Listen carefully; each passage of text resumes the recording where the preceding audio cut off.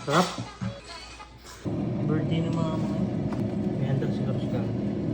Nakakain na sa labas yun sila.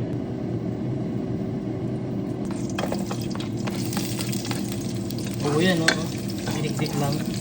Buti nga, hindi ko pa sinama yung balat eh.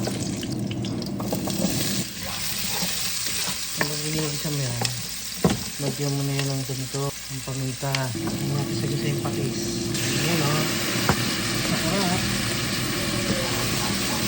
Lagyan natin yung paboy. Lagyan natin na mabuti yan o. Adobo. Lagyan natin ng laurel. 1, 2, 3, 4, 5, 6. Tapos, medium fire, takpan. Ayan. Sangalit natin ang apoy.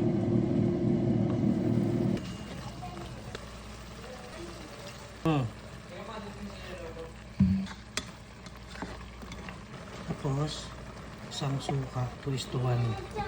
Dalawang toyo, suka. Hindi naman haluin. Lutuin muna yung suka. Ayan na, oh. Naluto na. So, ganyan na. Pwede na haluin yan. Oh. Hindi natin ng asukal. Hindi natin ng chili flakes. Para may konting anghang. Pakapitin muna natin yun dyan. Yung amoy ng adobo. So ngayon, lagyan muna natin siya ng tubig. Tapos, tsaka natin siya paiigahin.